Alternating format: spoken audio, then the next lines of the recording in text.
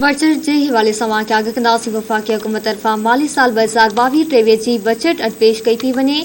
Budget जो मजमूई काथो 9,500 अरब लगाए पियो आहे। वफ़ाक़ी हुकूमत पारां बजट में वफ़ाक़ी तरक़ियाती मनसूबनि लाइ 800 अरब रखिया विया आहिनि। सब्सिडी सी मद में 500 अरब खां 650 अरब रुपया रखण जी तजवीज़ ॾिनी वई। पेश कयल तजवीज़नि में महांगाई में इज़ाफ़े जो काथो 11.5% लगाए वियो। टैक्स जो टोटल हदफ 7,255 अरब लगाए वियो आहे। मजमूई खसारे जो काथो 4,282 जे लॻभॻ लगाए वियो आहे। पेंशन लाइ 530 अरब बजट में रखिया विया आहिनि। आगाह कई पिया आहे बजट जो मजमूई काथो 9,500 अरब लगाए पियो आहे। वफ़ाक़ी हुकूमत पारां बजट में वफ़ाक़ी तरक़ियाती मनसूबनि लाइ 800 अरब रखिया विया आहिनि। सब्सिडी सी मद में 500 अरब खां 650 अरब रुपया रखण जी तजवीज़ ॾिनी वई। पेश तजवीज़नि में महांगाई में इज़ाफ़े जो काथो 11.5% लगाए वियो। टैक्स जो टोटल हदफ 7,255 अरब लगाए वियो आहे। मजमूई खसारे जो काथो 4,282 जे लॻभॻ लगाए वियो आहे। पेंशन लाइ 530 अरब बजट में रखिया विया आहिनि।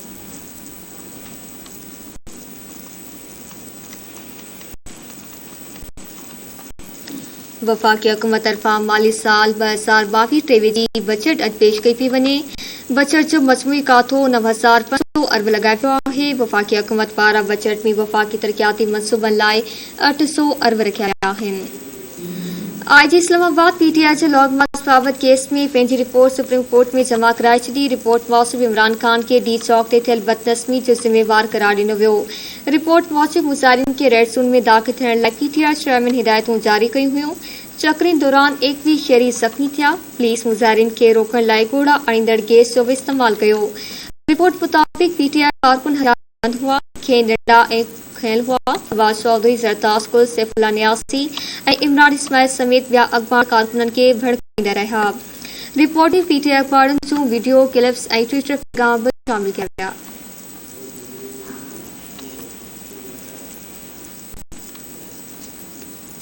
ख़बर शामिल कंदासीं। वॾे वज़ीर मुहम्मद अली शाह चयो आहे त सूबाई बजट 14 जून ते पेश कई वेंदी। हू सूबे में सिहत जूं सहूलियतूं फराहम कंदा। सिंध जे सरकारी अस्पतालनि में सहूलियतूं मौजूदु आहिनि। वॾे वज़ीर मुहम्मद अली शाह कराची जी सिविल अस्पताल में ॿारनि जे ख़ासि वार्ड जो इफ़्तिताह कयो। ॿारनि जे ख़ासि वार्ड जे इफ़्तिताह बाद मीडिया सां ॻाल्हाईंदे वॾे वज़ीर मुहम्मद अली शाह चयो त गुज़िरियल हुकूमत सिहत जे बजट मां कटौती कई। हुन चयो त सिहत जे शोबे में कमु करे रहिया आहिनि। महांगाई सबबि सरकारी अस्पतालनि ते बि असरु पियो। वॾे वज़ीर चयो त ॿारनि जे इलाज लाइ ॿियनि सूबनि खां बहितर सहूलियतूं फराहम करे रहिया आहिनि। टेली मेडिसन रूम जो मुआइनो कयो। संदसि चवणु हो त तिबी सहूलियतुनि सां ॿारनि जी मौत जी शरह में घटिताई थी आहे। सिंध जी सरकारी अस्पतालनि में सहूलियतूं मौजूदु आहिनि।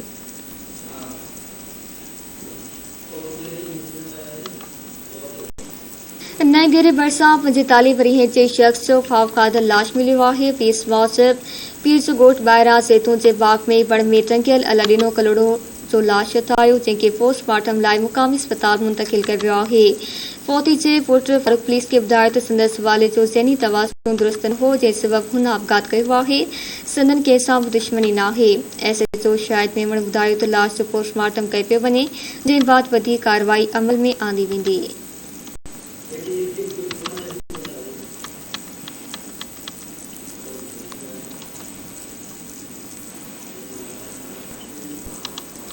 जमाशाह वैसा रिड़ी केनाल में टपो ॾेई मुबैना आपघात कंदड़ नौजवान जो लाश 4 ॾींहं बाद शाह मोरी वटां हथ अचण बाद वारसनि हवाले कयो पियो आहे। ॻोठु वेड़ो सरदारी वासी 25 वरीह जे फयाज़ सरदारी 4 ॾींहं अॻु GSF रेगुलेटर वटां टपो ॾेई मुबैना आपघात कयो हो।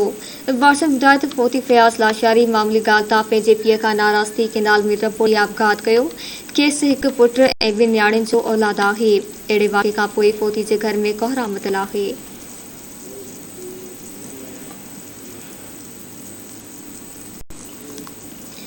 कोडे जी वेझो केनाल मां हिकु अणॼातल शख़्स जो लाश आयो आहे। मीरवा केनाल में नामालूम शख़्स जो लाश रुड़ंदो ॾिसी इलाइक़े वासियुनि कोडे जी पुलिस खे इतला कयो। अहिड़े इतला बाद पुलिस इंतज़ामिया पारां लाश कढाए पोस्टमार्टम लाइ मुक़ामी अस्पताल मुंतक़िल कयो पियो आहे। पुलिस मूजिब लाश जी सुञाणप न थी सघी आहे, जंहिं बाबति वधीक जांच कई थी वञे।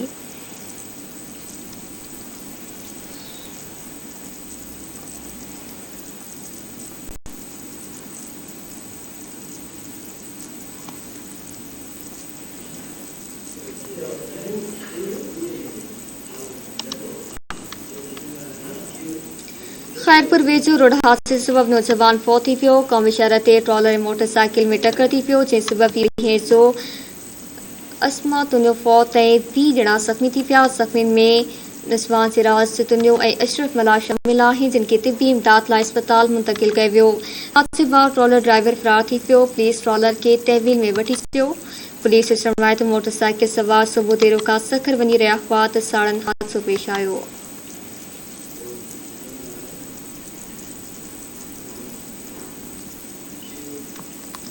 मोरे वेझो मुसाफ़िर बस ऐं मोटरसाइकिल विच में टक्कर सबब मोटरसाइकिल सवार मौके ते ई फौत थी पियो।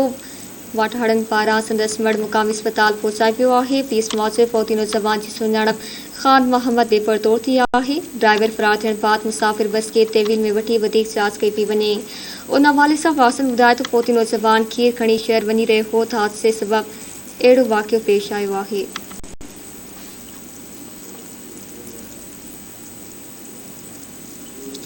केपरे वेझो गुरबत ऐं महांगाई जे सट नसंदे पोरियत फावकाई पंहिंजी ज़िंदगी जो ॾींहुं उजाए छॾियो। हथोंगो जे ॻोठ सोंची में पोरियत भारमल पुट बेसलो कोली फावकाई मौत जो खाज बणिजी वियो आहे। वासन ॿुधाए त फोती पोरियत घणे वक़्त खां गुरबत ऐं महांगाई सबब खाद खुराक जे सामान खां लाचार हुअण सबब परेशान थी फाव खाधो आहे। पुलिस मूजिबि फोती जो मर्द तहवील में वठी ज़रूरी कार्रवाई खां पोइ वारसनि हवाले कयो वियो, जंहिं बैदि फोती जे घर में रोज़ राड़ो मुतल आहे।